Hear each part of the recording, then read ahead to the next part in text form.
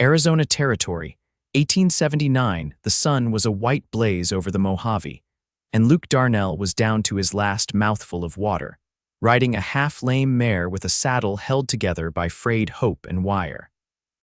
He had not planned to cross the salt flats that day, not in this heat, but the cattle he'd been trailing scattered in the night. 3 months of bad luck behind him, and nothing but dust ahead. He was 30, broke, and tired in his bones. The kind of tired that made a man talk to his horse and mean every word. "You ever think we're just cursed, Maybelle?" he muttered, patting the mare's sweat-darkened neck. Then he saw her. At first he thought his eyes were playing tricks on him, a shimmer in the distance like a mirage. But as he got closer, the shape became real solid. A woman, slumped against a half-buried boulder, her wrists chained to iron spikes driven into the stone. Luke kicked his mare forward. She was alive. Barely. Skin scorched, lips cracked, a torn dress hanging off her like it had been through a war. Her eyes fluttered open when the shadow of his hat fell over her face. "Water," she rasped. Luke pulled his canteen off his saddle horn without hesitation and held it to her lips. She drank, coughed, then drank more. He knelt beside her, examining the rusted chains. One wrist was raw and bleeding. "Who did this to you?" he asked, voice low. Her voice shook. "Men, 2 of them, took my horse, my food, left me here to die." Luke's jaw clenched. "You got a name?" She hesitated. Persephone Langdon." "I'm Luke Darnell." He rose, drew his knife, and started working on the chains. The metal was old and brittle, and after minutes of work and a few well-placed rocks, the iron gave way. She collapsed forward into his arms.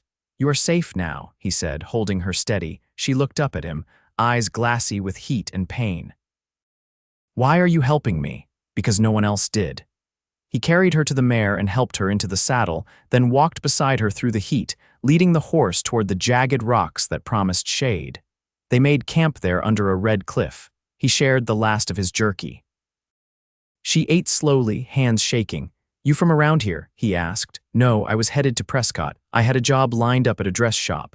My brother died last spring. I had nothing left back home in Texas." Luke nodded. "I was born in Kansas, came west after the war, thought I had a shot at ranching. Turns out I am better at losing cattle than keeping them." Despite everything, she gave a tired laugh. That night he stayed awake while she slept, rifle across his lap. The desert was quiet, but his mind was not. He could not stop seeing the chains, the way her wrists had bled. Who would leave a woman like that? He had seen evil during the war, but this felt worse somehow, more personal. By morning, her fever had broken. She sat up, hair loose around her face, and looked at him with clearer eyes. "You saved me." "I just did what anyone decent would do." "No." "Most would have ridden right past." He shrugged, looking away. "Well, I am not most." They rode slow for the next 2 days, stopping often so she could rest. She spoke little, but when she did, he listened. She had been 21 for just 2 months. Her mother died when she was 6. Her father drank himself into a grave not long after. Her brother raised her as best he could, but after he passed, there was no one left. "I thought I might find something good in Prescott," she said, watching the horizon. "Maybe a life." Luke looked at her. "You still can." They reached a trading post on the 3rd day. Luke bought supplies with the last of his coin flour, beans, salve for her wrists. He would figure out the rest later. "You do not owe me anything," he told her when she tried to refuse the blanket he bought. But she stood close to him, touched his hand, and said, "No one ever took care of me like this." He cleared his throat and looked away. They rode out again that evening. The desert stretched wide, but it no longer felt empty. Something had shifted. She rode beside him now, not slumped, not silent. That night they made camp by a creek. She washed her face, braided her hair back, and sat beside him by the fire. They ate beans from a tin, and she smiled when he offered her the last spoonful. "You do not talk much," she said. "Never saw the point in filling the air. I like that." Silence settled between them, a soft, warm kind. She leaned her head against his shoulder. "You do not have to keep looking after me, Luke. I know." "Then why are you?" He looked down at her hand in his. "Because I want to." She did not pull away. They reached his land 2 days later. It was not much, just a run-down cabin, a dry well, and a rusting windmill that groaned in the wind, but it was his. He helped her down from the horse, and she looked around, quiet. "It is not fancy," he said. She turned to him. "It is more than I had." He went to speak, but her arms wrapped around his waist before he could. She held him tight, face buried against his chest. Luke froze, then slowly wrapped his arms around her too. "You are safe here now, Persephone," he murmured. "I promise." She looked up at him, eyes bright. "Stay with me, I am not going anywhere." That night they sat on the porch step while the stars came out. She leaned into him and he rested his arm around her shoulders. "Luke," she said softly. "Yeah, if I had died out there. No one would have known my name." He turned to her, heart full. "Well, you are not dying, and if you want, I got a name I would gladly give you." She stared at him. "You mean that?" "I do." Her lips trembled. She reached up, touched his cheek, and whispered, "Then I will take it."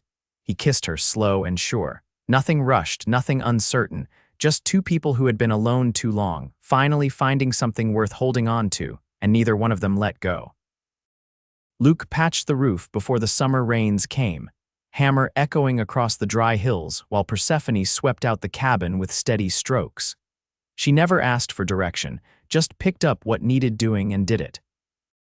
He'd found her near death not 10 days back, but she moved through his space now like she belonged, quiet, capable, and sure-handed. "Found a mouse nest in the corner," she called from inside.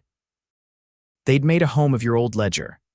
"I never liked its numbers anyhow," he said, climbing down the ladder. She met him at the threshold, holding out a small bundle of crumpled paper. "You had plans once, you wrote them down." He took the papers, glanced over the faded ink. "Acre counts, supply lists, a crude sketch of a windmill that never got built. I don't reckon plans mean much without someone to build them with." She looked at him in that way she had, direct, unflinching. "You do now." They spent the afternoon digging at the well. Luke had never found the bottom of it, just muck and stubborn stone, but with her there handing him rope and bucket, the work felt different.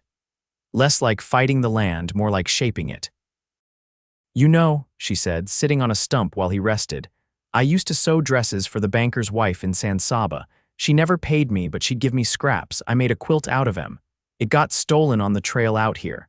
Luke passed her the canteen. "We'll make you another." "You ever do needlework, Luke?" He raised a brow. "Can't say I have," she grinned without mirth. "Then I'll teach you. Maybe I'll make you a shirt that fits proper instead of hanging off you like borrowed skin." He chuckled, the sound rusty and unused. "You planning to dress me now? I'm planning to see you last through winter, and that shirt won't." That night, he found her on the porch, sewing the tear in her skirt by firelight. He sat beside her without speaking, watching the thread pull smooth through fabric. "I think I forgot how to be still," she said, eyes on her work. "You ain't still, you're mending." She paused. "You always talk like that, like every word's got a spine to it," he shrugged. "Words ought to mean something." She set the needle down. "Then mean this, Luke. Why'd you bring me here?" "Not just to keep me breathing." He turned to her. "Because when I found you, I saw someone who hadn't quit. You were chained and half gone, and you still asked for water, still held your head up. I don't know many who would've." She looked away, quiet for a while. "I was angry that I wasn't dead. I thought maybe dying would be easier than being used and forgotten." Luke reached over, took her hand slow. "You're not forgotten." She didn't pull away. The next morning, they rode out together to check the fence line. The wire was sagging in places, some posts leaning like old men. She rode astride now, Luke's extra saddle cinched to a mule she'd cleaned up herself. She handled the reins like she'd been born to it. "You think this land'll hold cattle again?" she asked, scanning the horizon. "If we patch the fence, dig the well deeper, and pray it rains." She nodded. "Then we do all that." At the far end of the field, she dismounted and crouched by a patch of wild onion. "My mama used to boil these with beans. Said if you added salt and closed your eyes, you could pretend it was stew." Luke knelt beside her. "You remember her?" "Bits, her hands mostly." "She had a scar here." Persephone touched her own palm from catching a falling knife. He studied her face, the way the wind lifted strands of her dark hair. "I'd like to know every piece of you if you'd let me." She didn't speak, just leaned forward and pressed her lips to his, soft and sure. When she pulled back, her eyes shone, but not with tears. "You already do," she whispered. They rode home in silence, but the air between them had changed. Not heavier, fuller, like something had settled into its rightful place. Luke cooked that night. The onions boiled with beans, a pinch of salt from the bottom of the tin. She laughed at his grimace after tasting it. "You lied about your mama's recipe." She lied too, she said, smiling. That was half the comfort. Later, when the lantern was low and the wind creaked through the eaves, Persephone lay beside him on the cot they'd widened with planks and blankets. She traced the scar on his shoulder, the one the war left behind. You were alone a long time, weren't you? She asked. Longer than I knew, she pressed closer. You're not anymore. He kissed her temple, breathing her in like dawn, I know. The rains came in early July, slow at first, then steady, falling across the scrubland like a long-held breath let go. Luke stood at the edge of the porch, sleeves rolled, watching the earth drink. Persephone leaned against the doorframe behind him, arms crossed, a faint smile tugging at her mouth. The roof's holding, she said, nodding toward the cabin. He rubbed the back of his neck. Didn't think it would. I did. They spent the next days hauling water from the creek while it ran strong, filling barrels and soaking the garden bed she'd laid out behind the cabin. She planted with a careful rhythm, sorting seeds from a pouch she'd traded for at the post. Turnips'll come first, she told him, pressing her thumb into the soil. Then beans if the rabbits don't get 'em. Luke crouched beside her, running his hands through the dirt. Funny. I never figured this place for growing much. You just needed another set of hands. She wiped sweat from her brow with the back of her wrist. And someone to keep the rabbits honest. They shared a look, quiet and amused, then turned their attention back to the earth. One morning, Luke rode out early to check the southern fence. When he returned near midday, he found Persephone in the clearing behind the cabin, hammering wooden stakes into the ground with the heel of her boot.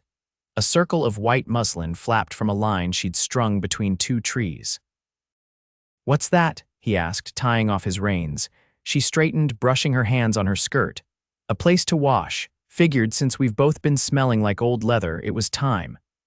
Luke looked at the basin she'd filled with creek water, the sliver of soap balanced on a flat stone. "You built a bathhouse out of nothing." "Out of what was here," she corrected. "There's always enough of something if you know what to do with it."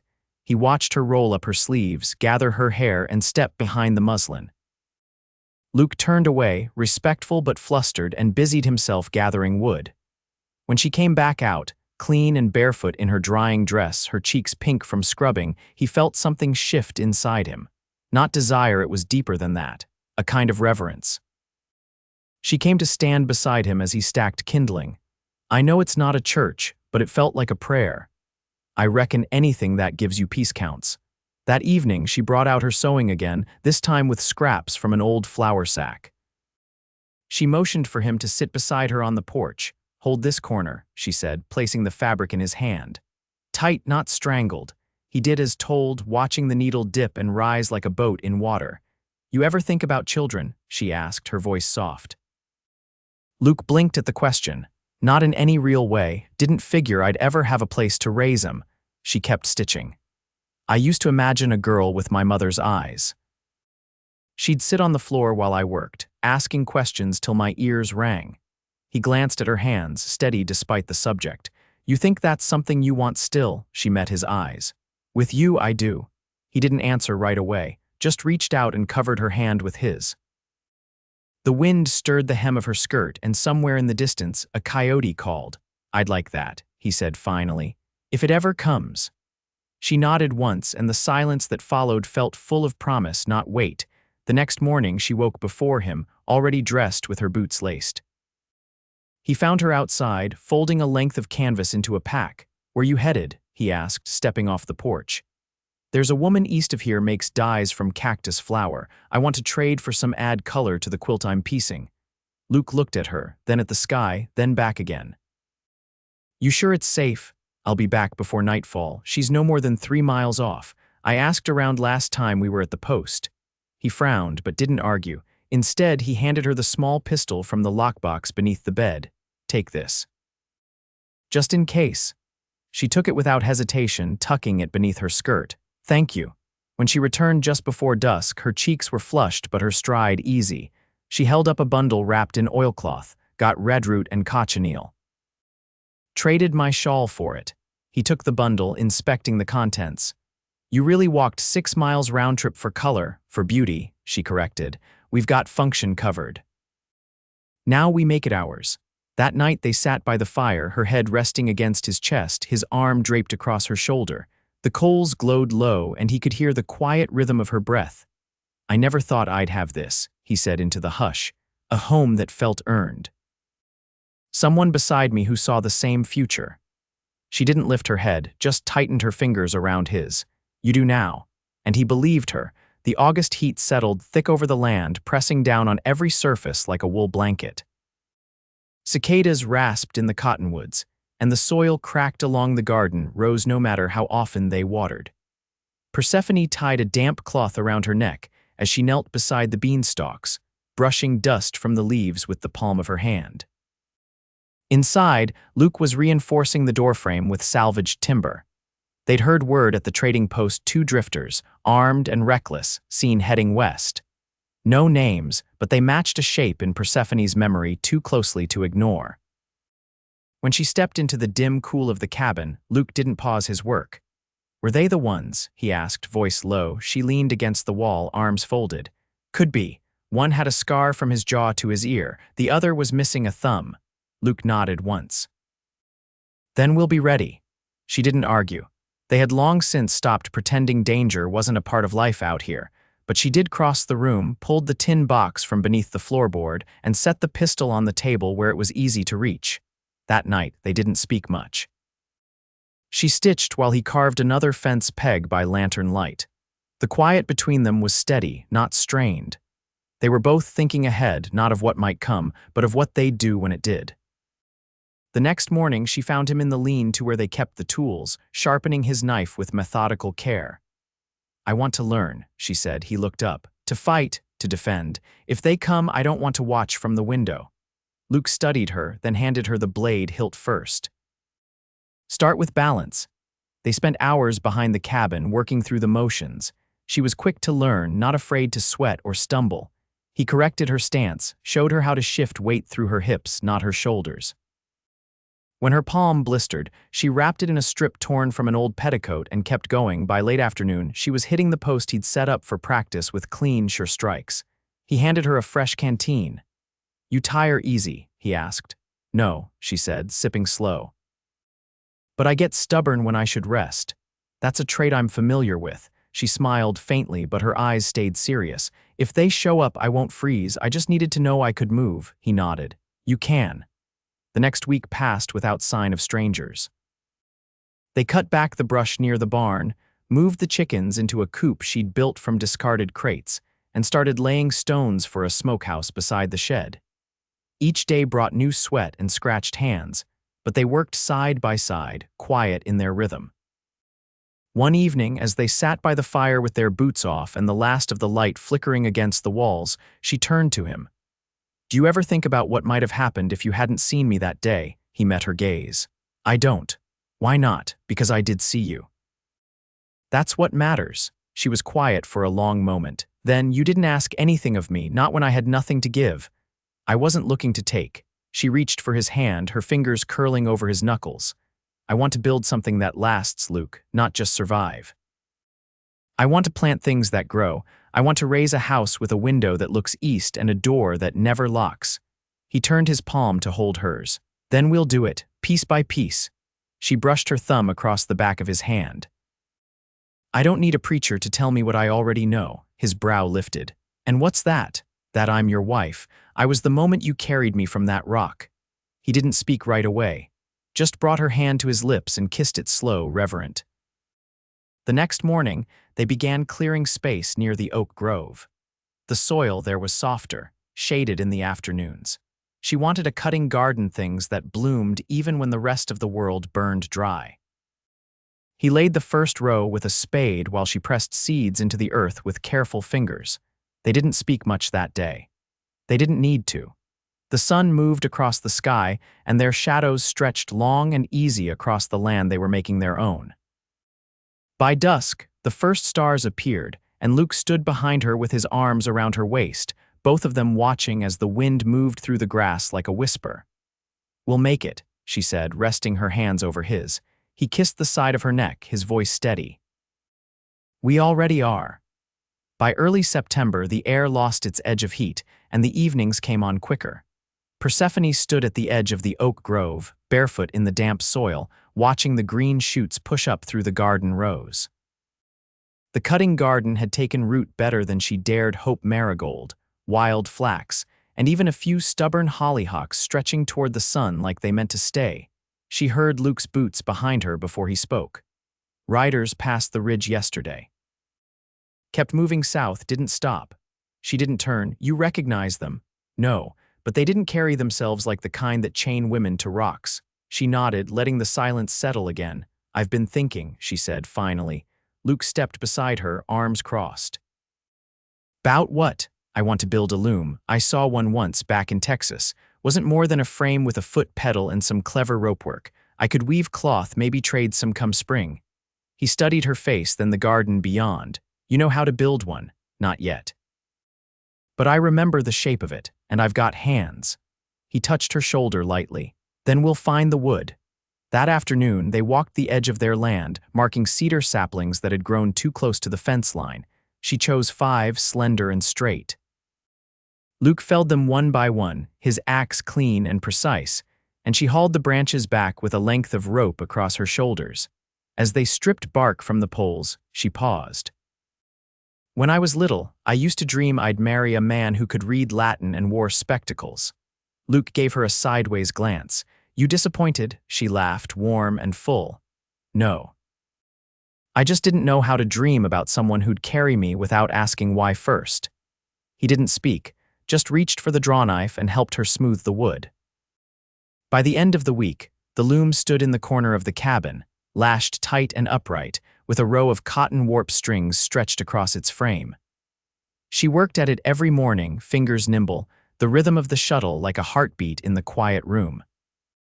Luke took to waking before her, slipping out to mend the pasture gate or haul water before the sun rose. One morning, she caught him at the table, sketching on a scrap of paper with a stub of pencil. "What's that?" she asked, stepping behind him. He slid it toward her. A rough drawing rows of fencing, a second henhouse, a small structure beside the cabin marked root cellar. "I figured if we're staying," he said, "we ought to think about what comes next." She traced the lines with her finger. "Why the root cellar?" "Because I can't stomach another winter with dried beans and nothing else." She leaned down, kissed the top of his head, "Then dig it deep, I'll fill it." As the weeks passed, the land shifted again, not in shape but in feel. The wind dropped lower, brushing through the grass instead of over it. The days softened. They harvested the first of the turnips, and she cooked them with onions and wild mustard leaves, humming as she stirred the pot. That night they ate by lantern. Afterward, Luke pulled a small tin from behind the hearth. "What's that?" she asked. He opened it. Inside was a simple silver ring, the metal worn but polished, was my mother's. "She gave it to my sister before she passed. When my sister died in childbirth, I kept it." Persephone stared at it, then at him. "You never mentioned a sister," he nodded once. "Didn't know how to until now." He didn't ask, just held it out. She took it slow, slid it over the third finger of her left hand. It fit snug, like it had always waited for her. "I never thought I'd wear something like this," she said quietly. "I never thought I'd give it away," he answered. That night they lay beneath the quilt she'd finished just days earlier. Her head rested over his heartbeat, and his hand traced slow circles along her back. "Do you want a wedding?" he asked into the dark. "I want a life. Everything else we already have." He kissed her hair, and neither of them said more. By October, the fence was mended, the root cellar dug and braced with stone Luke hauled from the creek. The loom creaked steady each morning, the wood smoothed now from her work. She'd woven 3 full lengths of fabric, one dyed with walnut hulls, another with goldenrod. They rode into town one bright morning, side by side on the same horse. She wore a shawl he hadn't seen before, a woven square of cochineal and flax, the edges trimmed in tiny stitches. Folks at the trading post looked up, but no one asked questions. The clerk behind the counter smiled when she placed the cloth on the counter. "I reckon I could sell 10 just like this," he said, running his fingers along the weave. She nodded. "I'll bring more come spring." Luke paid for seed and a new blade, and when they stepped out into the morning, she turned to him. "That was easier than I thought." He helped her onto the saddle. What was being seen? He touched her knee, firm and sure. You're not a shadow, Persephone. You never were. They rode home slow, through the dust and gold of the late season, and didn't speak until their land came into view. It looked different now, the fence aligned straight, the cabin square, the garden still green despite the chill. Smoke rose from the chimney and chickens scratched under the oak. Persephone took his hand as they dismounted. It's home, he squeezed her fingers. It always was, just took the right eyes to see it. She smiled, and he leaned down to kiss her, not rushed, not uncertain, just sure. Together they stepped through the door into the warmth they'd built, into the life they'd chosen, and they never left it. Not truly. Through seasons that hardened the land and softened their edges, through storms and stillness alike, they stayed. She wove, he dug, and both of them planted. They raised a boy with her quiet eyes and his patient hands, and later a girl who ran headlong into the wind the way her mother once had, long ago, before the chains, before the sunburnt stone, years past. The ring stayed on her hand, worn now at the edges, like the land they loved. The porch sagged a little, the garden grew wild in places, but the loom still stood, and the root cellar stayed cool, and at night they still lay close enough to hear each other breathe. Neither of them ever asked for more, because they had enough. More than enough. And in the end, it was exactly what they'd made it. A life, whole and true, wrapped in quiet love and stitched through with the kind of peace that lasts.